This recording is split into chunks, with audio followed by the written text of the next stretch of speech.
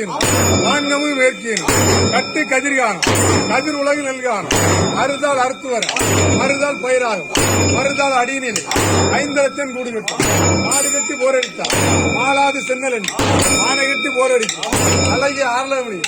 வாசம் செய்து சந்தோஷத்திலே இருக்கிற செல்வமணி அவங்க நாமத்தின் பேருக்கு ஒரு அருமை ஊர்ம செல்ல இளைய மகாபிள்ள பேரனாகிய தேவராஜ் அவர்கள் அனைத்தையும் பதினொன்று உற்சவம்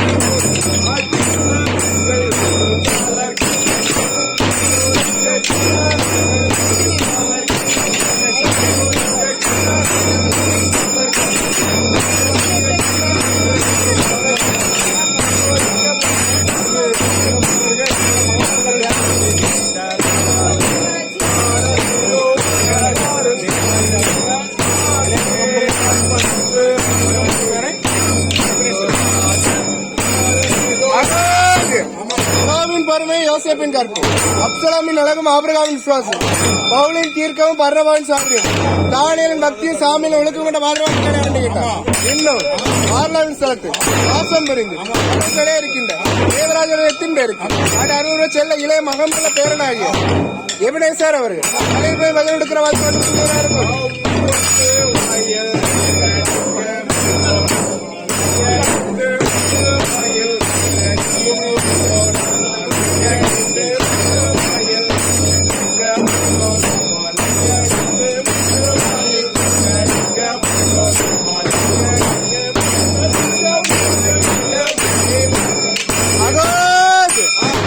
நீதி ஜோதி பிரபு ஒரு 5 வயதிலே அறியா பருவத்தில் எவர் சொல் கேளாத அவசரமாய் பட்டணம்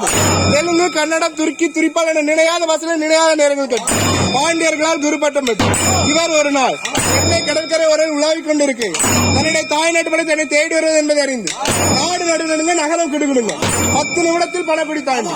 5 நிமிடத்தில் ஆரணாமணி தாண்டி இன்னும் 5 நிமிடத்தில் 19ஆம் கோட்டைக்கு பறந்து சென்று அங்கு ஒரு குதிரையின் மீது ஏறி யானைப்படை குதிரை படை அத்தனை படைகளை வெட்டி வீழ்த்து வீரன் அரண்டு கேட்டார். இன்னும் ஆரணாமணி ஸ்தலத்தில் வாசம் புரிந்து நல்ல சிலையா இருக்கிறார் செல்வமணி அவர்களின் பேருக்கு அது அருகில் செல்ல மூத்த மகம்புள்ள பேரனாகிய ஜெரிஸ் அவர்கள் பதில் எடுக்கிறவர்கள்